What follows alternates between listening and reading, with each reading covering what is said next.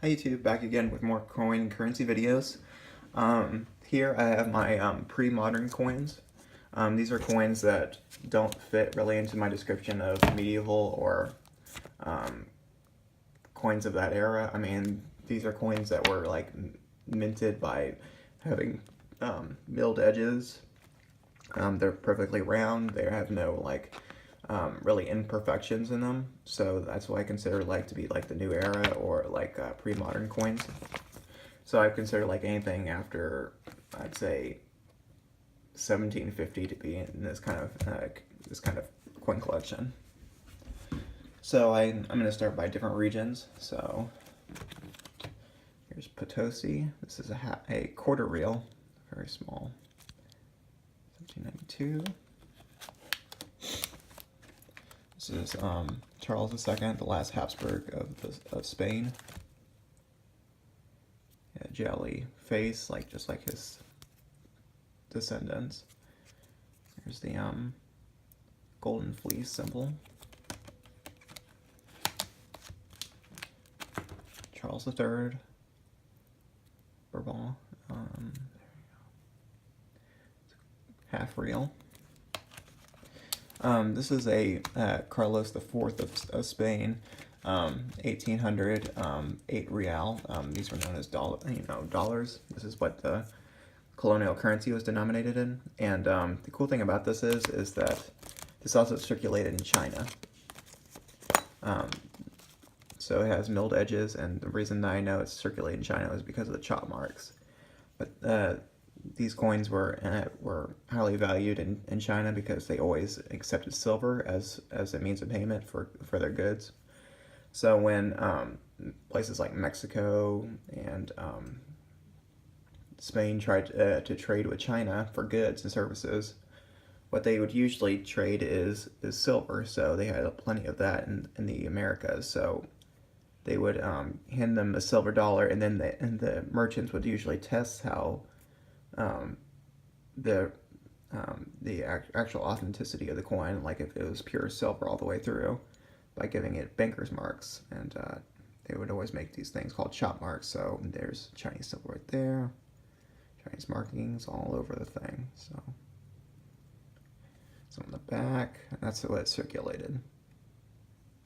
So I thought that was pretty cool.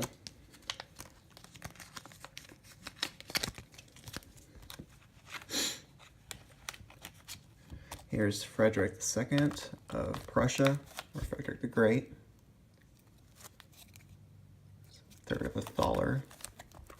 Wilhelm I, the one who's the first emperor of Germany because he united it. There's his, I believe his grandson or great-grandson that lost the empire after World War I, Wilhelm II.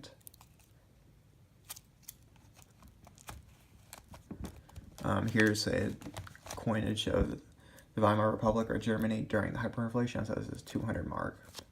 These right here, this one was a 2 mark and a 2 mark, and this is 200, and this is only aluminum, and these two are silver. So Nazi Germany. Hindenburg is on the front, and Nazi propaganda on the back. These right here I actually got from my grandmother because she lived in East Germany for a couple of years, so I have like the entire collection for this. And then until the wall came down. This one's 1694, halfpenny of William and Mary together as they ruled as joint monarchs after the Glorious Revolution. This is George I of Hanover. He was the first king after the new dynasty that was founded in England. You can't really tell his face on the back, but this is 1723.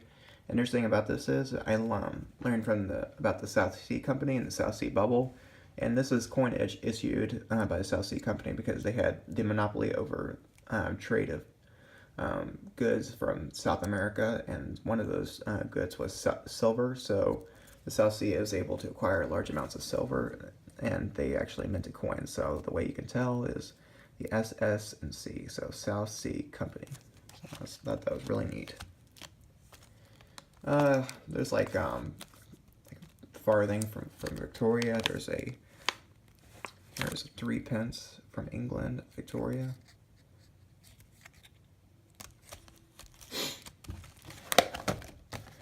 There's George VI, King of England during World War II. Here's Peter III of Russia.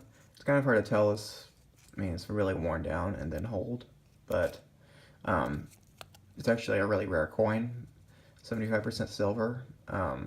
It's got a beautiful crest of Russia. Peter III was interesting because he only ruled for 6 months, so his coinage is actually pretty rare, especially for the silver coins. This is half a ruble. So he only ruled for 6 months until he was replaced by his German wife, Catherine the Great. This is the coin of Catherine the Great, 20 kopecks. Here's Francis I. He was a Holy Roman Emperor, but he wasn't from the Habsburg family. He actually married Maria Theresa. Maria Theresa held the real power. This is a thaler of Maria Theresa. Her coins were circulating well into like the 1950s because of how popular they were. $1780 like so well known in numismatics. I decided not to get a 80 coin because they were minting them for long after her death, and I actually wanted a coin, a thaler of that was minted during her lifetime that I could actually determine that was real during that year. So I decided to get one from 1764, and it's still a beautiful coin. There's Maria Theresa on the front. It's an ounce of silver, and on the back is the Habsburg Royal Crest. It's beautiful. It's from Tyre.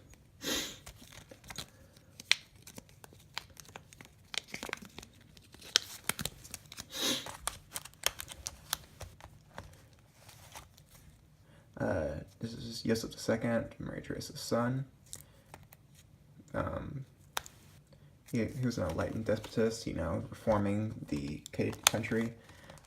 This is his brother, Leopold II. His son, Francis II, was the last Holy Roman Emperor before Napoleon disbanded it.